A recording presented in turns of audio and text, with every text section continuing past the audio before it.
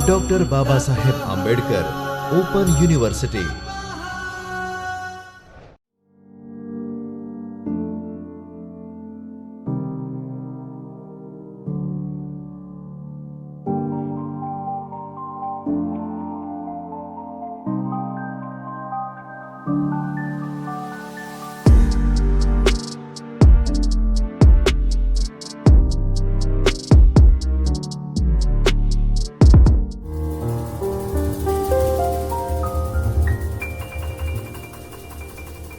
Namaskar dear students, I am Dr. Himanshu Patel, working as an assistant professor in School of Computer Science of Dr. Baba Saheb Ambedkar Open University, and I am your instructor for this module. Welcome to this session on integrating APIs and storing data locally in Flutter.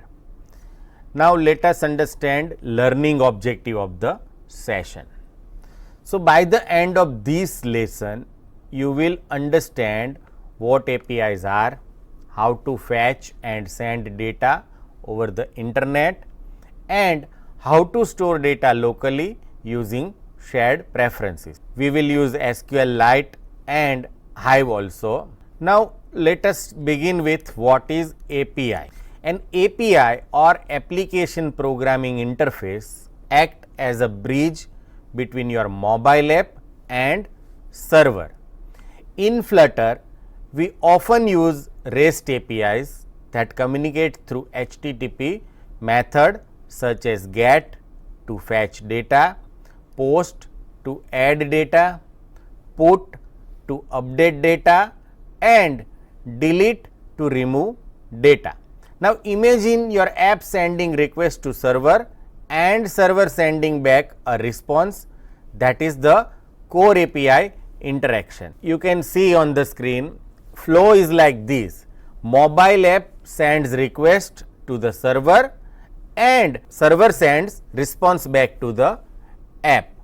So this is how API works. Now let us understand what is HTTP package role in Flutter. To connect Flutter apps with APIs, we use the HTTP package. The steps are very simple. First, you need to add HTTP dependency in your pubspec.yml file like this. In dependency section, you have to write down HTTP colon and version that you want to use inside your app. Second step is to import the package into your Dart file so that you can use it in coding. Third, we send request using either GET, POST or any other method. So on screen you can see we have import statement which imports package http/http.dart as HTTP. So whenever I write down HTTP, it refers to this package. Then you can send request like GET, POST and other. Once you send request, you will receive response from server. So what you have to do is you have to decode the response with JSON decode that you can see on the screen. In example, we are going to use data in JSON format, which is JavaScript object notation. So you will receive data from server in JSON format and you have to decode that data or convert that data or extract that data using JSON decode. This gives your Flutter app the power to talk to any web service. You have to just pass URL of the service and you will get response in form of JSON from server. Now on screen you can see what we have to write down inside pubspecs.yml and how to import package. Now let us understand how to fetch data using GET method. So fetching data using GET, we have to use future method. So on screen you can see an example of fetching data. We use http.get with sample API URL. Now if the response is successful, then we have status code 200. We decode the JSON and return the data. Otherwise, we throw an exception. In a Flutter app, you would usually display circular progress indicator while data is loading and then show the result once they arrive. Now, let us try to understand these code. Here, we have to use asynchronous method and name of method is fetch post. Now inside response we store http.get result which is awake, because once it is finished then we are going to get result inside response. So once we have that response from this URL which is provided inside URI.parse, we can check whether status is 200. If status code is 200, what does it mean? Your request was successful. So then we have to display that data fetch from the server into screen using JSON decode. Otherwise, we have to throw exception that failed to load post, right? So you can decode JSON data with JSON decode and you can show loading with circular progress indicator. This is how we can get data from server.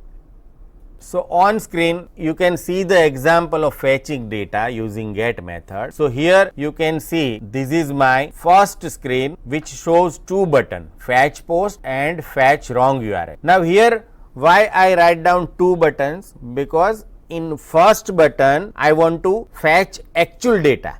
But in case of second button, I want to show you that if we provide wrong URL, then what will happen. So suppose I am providing correct URL and press fetch post, then it extract data from server and display it on screen that you can see on the screen. Now whenever I press that blue button with caption fetch wrong URL, in which I intentionally provide wrong URL, shows error. So here you can see whatever server error we have received from server. Here we receive error code 404. What does it mean? It means that it does not found that requested URL. Now in second example, we will fetch nested JSON data so that you can understand how to extract data. For example, a person data might include its name, its address, but address is another data which may contain like street address, house number, city, state, etc. The person is a one data inside which address is a another object which is nested. So in these kind of data we need to extract data in nested format. In second example we will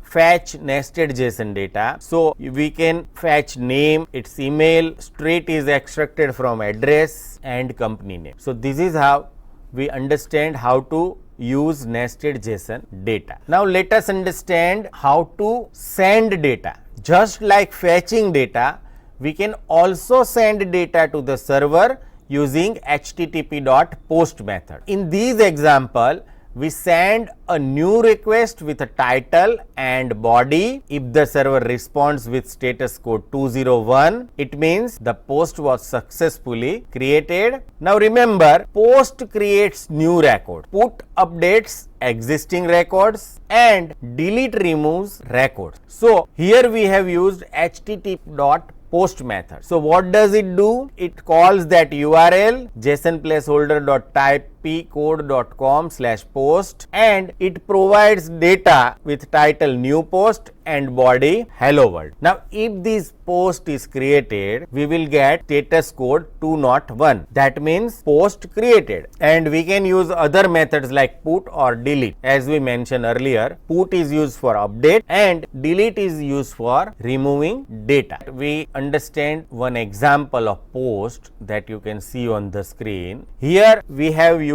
one example with crude operations like create, retrieve, update and delete. So here on screen you can see we have title and body. Now initially we have display few records fetched from server, and suppose I want to add something to this list, I can type this title and body and then click on submit post button. So it will add my post on the top of list that you can see here, and it also displays message post created successfully in snack bar. Now it also displays these two icons, edit and delete. Suppose I want to edit the post, I can use this edit button, and suppose I want to use delete, it will delete my post. So it also displays message like post deleted successfully or failed to update post and so on. This is example of using get and post combined. Initially we retrieve data from server and then we will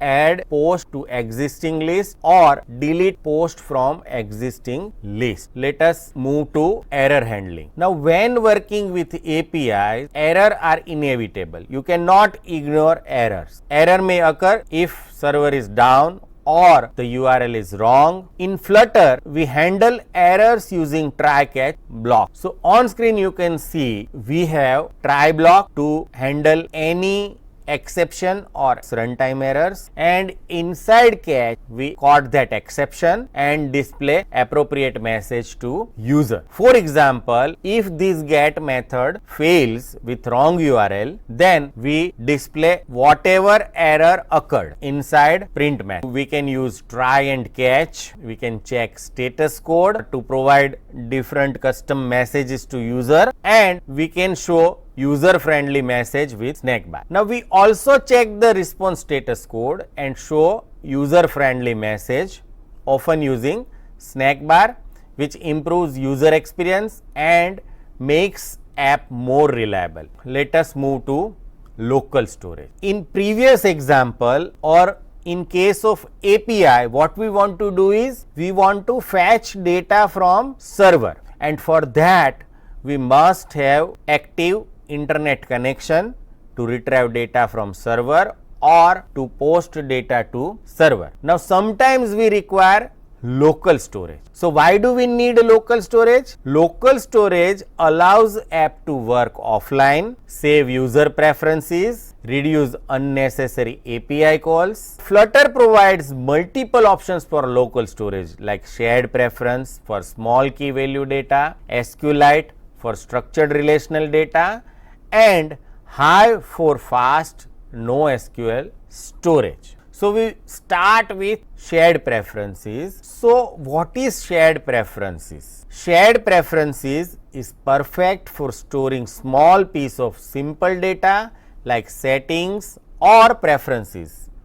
It saves data as key value pairs just like a dictionary or map. For example, you can store whether dark mode is enabled or to save a username. These data persist even after closing the app. So what does it mean? Data is stored locally and is persistence, so you can also access next time you open the app. Now let us understand key features of shared preferences. Shared preference is lightweight and very easy to use.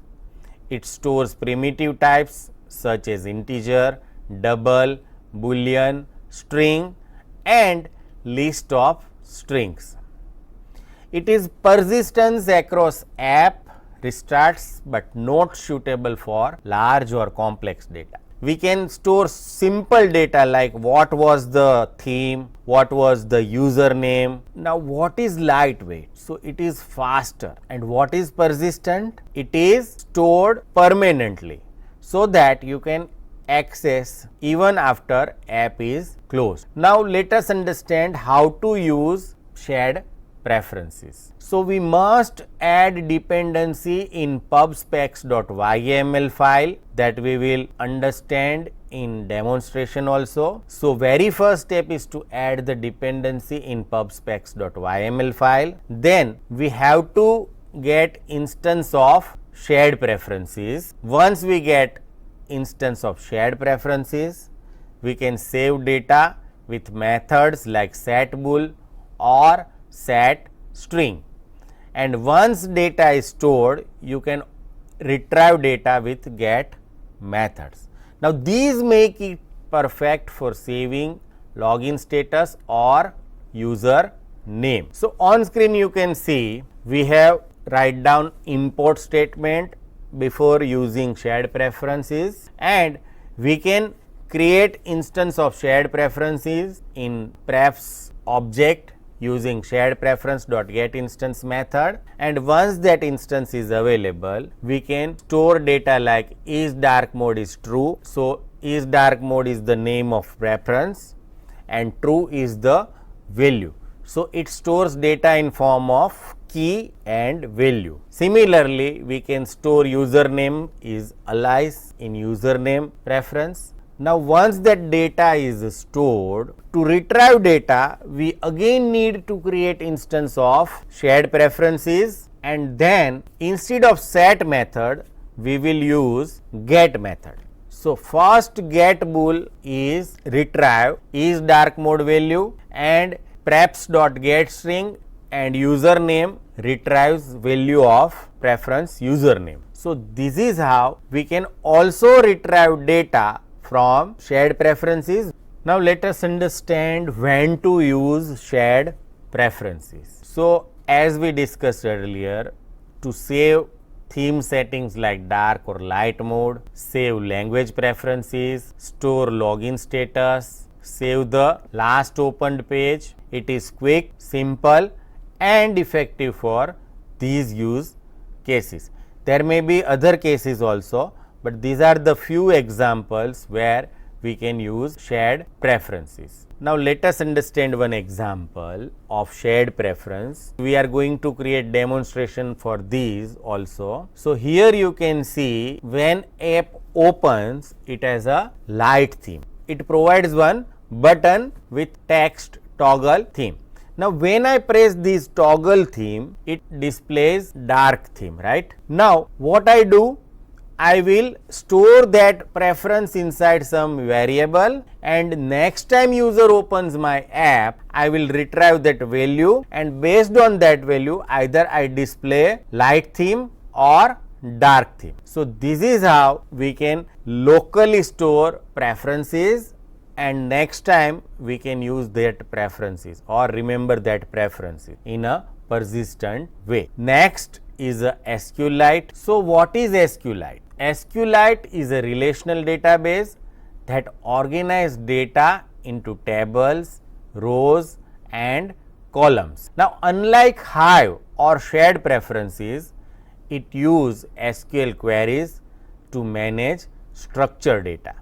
It is lightweight, built into Android and iOS, and works completely offline. So you need not to use API, but you can retrieve data from local storage. Now let us try to understand why we need to use SQLite in Flutter. So you should use SQLite when you need to store larger or structured data sets, manage relationships like users and posts, or perform complex queries such as filtering, sorting or joining table. Now let us try to understand what are the key features of SQLite. First, it is a relational storage, persistent data across restart. It supports full CRUD operations, that is create, retrieve, update and delete. It works offline. It is suitable for medium to large data set. So let us understand when to use SQLite.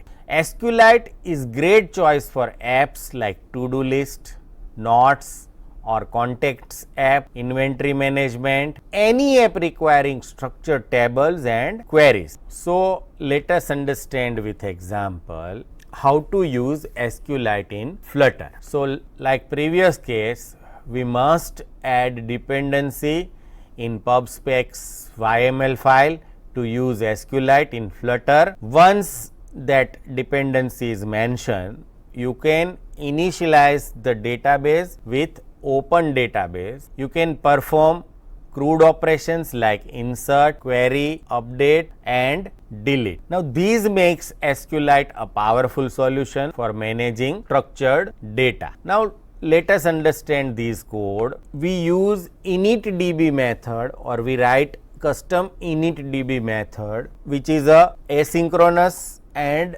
future type to return open database. So inside that we have to provide database path and name of file in which data is stored, and then you can use that object DB to execute any data manipulation, data definition and other commands. So here we have created table named tasks with two fields, ID which is a primary key and of type integer, and it is also auto increment. So you need not to provide value for ID, and we have simple one field which is of type text with name title. So this is how you can initialize database or create table. Now once that instance is available with us, we can call insert or query or update or delete method, as you can see on the screen, to insert, read, update and delete method. So SQLite supports total CRUD operations that is required by any database. Now let us try to understand with example. On screen you can see we have example of SQLite in action. We create task table, insert data like buy milk. So here initially it displays screen like this, in which we display no task yet, add sum. So using this plus button provided at the bottom, you can add task. So when I press this button, action button, it opens this bottom screen where we can add something. So here we can add admission and then press add, so that it will be added to the list, and we also provide operations for updating and delete these to do list. So whenever I press this update icon, it will open edit task bottom sheet where previous value is displayed that you can change, and then you can press this update button or cancel button to cancel edit. And once you click on delete after creating multiple to do list, you can delete any of them by clicking on this delete button. So when I click on this delete button, it will ask confirmation for delete task, that are you sure you want to delete this task, and if I click on this delete button, it will be removed from my list. Using these example, we will demonstrate the full life cycle of data in SQLite. Let us understand what is Hive, which is our third option. So Hive is a NoSQL database for Flutter. It stores data in boxes, which is similar to maps or dictionary. It doesn't use SQL queries and is written in pure Dart, making it extremely fast and Flutter friendly. On screen you can see Hive logos. Let us understand key features of Hive. So Hive is super fast, easy to use and has no boilerplate code. You can store Dart objects using type adapters, and it works on Android, iOS, desktop and web. It is perfect for apps that needs quick storage and retrieval of data. So remember, it is super fast and truly cross platform. Now let us understand when to use Hive. So on screen you can see the different scenarios. You should use Hive when your app is offline, needs fast local storage, or when you want to store user profiles, settings or cache API data. Hive is best suited for medium to large data sets that don't require SQL queries. Now let us understand with example. So on screen you can see that we have three fields: name, age and bio. So here you can enter your detail and you can save your profile. So next time you visit your app, you will be able to see that data since it is stored locally. You can also update that data. So suppose I update with some other details and then press save profile, it stores updated data immediately and display it on screen. So using Hive is straightforward, initialize Hive in main open box and then store or retrieve data. For example, we can store username and later retrieve it easily with box.get method. So, here is how to use Hive. First, we need to add dependency in pubspecs.yml file. Generally, Visual Studio Code provides facility to automatically add dependency. So, you need not to worry how to add dependency. Once that dependency add in pubspecs.yml file, you can initialize Hive like these. This code we are going to write in our demonstration, but remember that this open box method will open a box with name mybox, and once that instance is available, you can use it put method or get method to store and retrieve data respectively. Now, let us understand comparison of these three local storage methods, which is shared preferences, SQLite and Hive. So, let us compare local storage options in Flutter. Shared preferences are best for small settings like login status, SQLite is best for structured relational data, and Hive is best for fast offline first app with medium to large data sets. Now, each has its own strength depending on your app's need. So, you can see the comparison table with different parameters like type, best for which data structure is used, whether it is persistence or not, what is speed, what is complexity, what data size you can use, whether there is a offline support or not, and how to set up and example where you can use each of these method in Flutter. So, friends, let us sum up. To sum up, API connects your app with a server, local storage keeps your app useful offline, Flutter offers shared preference, SQLite and Hive as a local storage options. With these tools, you can build powerful and responsive apps that works both online and offline. So, friends, I hope you enjoy this session. Thank you for your time. Thank you and happy learning.